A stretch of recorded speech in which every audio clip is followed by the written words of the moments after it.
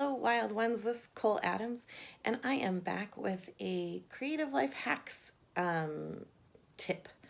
I've been working with a group of students to form some creative hacks or things to get you more organized and more connected to the planning process with a creative mind. And this is one of the tools I've really fallen in love with since we started the class, and the class has helped me kind of push our brain out on what that means.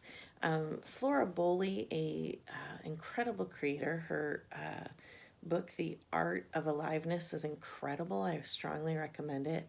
And in one of her books, she talks about creating a river plan for her work, where she uses the river as a metaphor for creative planning. And we're going to get right into it, and I'm going to flip the camera so it's heads down, and I can kind of show you how I would create a plan for I'm going to say for a quilt I'm working on, so that you can kind of have both the structure of this is where I'm headed and these are the things I'm thinking about, and these are the riverbanks, the things that are already decided and I don't want to mess with. So I don't want to go further down that path. Those are paths that are for a different river, but I like the banks are kind of like creative constrictions, and sometimes you give them to yourself and sometimes a teacher assigns them that way, or you're working your way through a book and that is the structure of the book, and you're trying to accomplish what they're offering. So you really look at what structures are in place, what can I play with, what can I not play with, and taking some stuff off the table really allows you to see the shape of the project. I hope this is helpful, and it is a new area I'm thinking about delving into, and if you like this video, please leave me a comment and tell me what else you're interested in learning about, like studio habit structure, studio organization, which I know is just hard for all of us. And I'm thinking about a lot of different projects, but kind of how to put them together. Okay, let's fill out a river plan for a quilt I want to make. So this quilt, some of the banks are, well, what this quilt is for my the end of my bed. So if I'm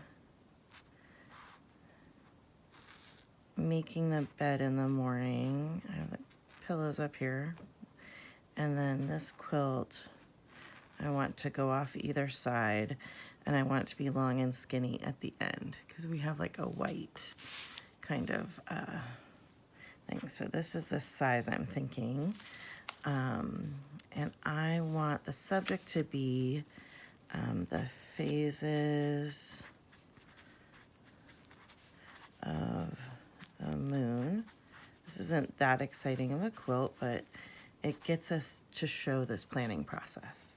So I'm going to draw it out right here because I am definitely a sketch noter at heart. I like to have both the visual and the names. It just helps my brain kind of connect. And for me, these planning papers are also things that inspire me and get me moving in the studio. So if I can make them interesting visually, I find I have better success in actually getting the project done. So for me, this is just a win-win. So I not only wrote out what the subject matter was, I also kind of gave myself a visual. It's not going to be what it looks like in the end, but something to start from. So the banks are the requirements, time, materials, people, and limits, and then the decisions I want to make as I continue to streamline. So I use this riverbank more so later in the process. I leave it empty for the beginning, the discovery phase of the process, and then the river itself says discovery. So the first phase of the project, then the creating phase of the project, I like to call it my improvement phase, where I critique or have a friend critique, and then move into presenting, where I actually finish the quilt completely and put it out there. So the river, I consider the phases of the project bite size. I'm always trying to remember to bite size my project. Like, what are the few things I need to get done first, and then anticipate rough waters and how to navigate them. So that's why I really like the river as a opportunity for work. So in this bank, I have 2 dogs, and they like to be on the bed. So for my first river bank, I know my dogs like to chew on anything with a button. So no buttons, which is a usual thing for me. No hand embroidery, probably, because that's another opportunity to chew. No raw edges, most likely.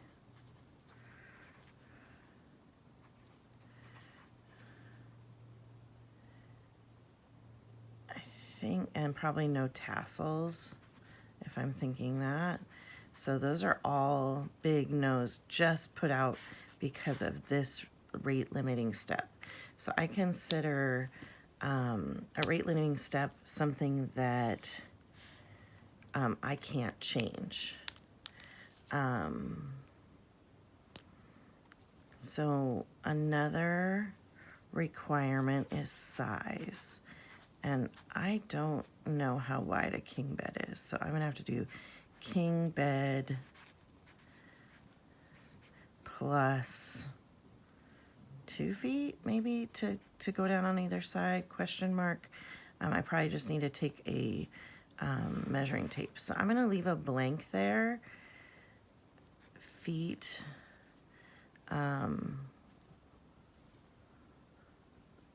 Wide by long. So I give myself a heads up. This is something I still need to figure out. What else do I need to figure out in this time? I think, materials. I'm not sure I'm ready to make those decisions, but I want to have a place for them. My first thoughts are to do a free motion machine quilt. So free motion machine cotton, and I want this to be a stash project. So I'm gonna write that really big to remind myself this is not I'm not purchasing anything for this. And then timeline is the next constraint. And the nice part is there is no timeline for this project, but I'm gonna give myself a false timeline of the end of the year. So end of year.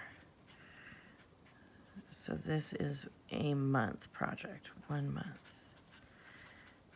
And so I want it to be colorful.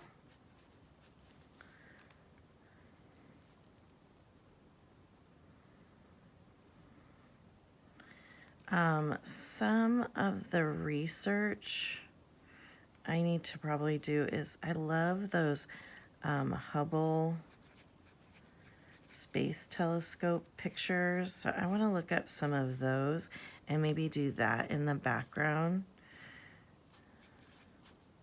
because that would get to my colorful theme really well. But free motion embroidery would work. And there is a technique. So there's 2 techniques I've been thinking about. One is, and maybe I'm gonna make the bottom of this section, because I kind of was writing really large over here, techniques. I'm thinking poured paint for the colorful bit, poured paint.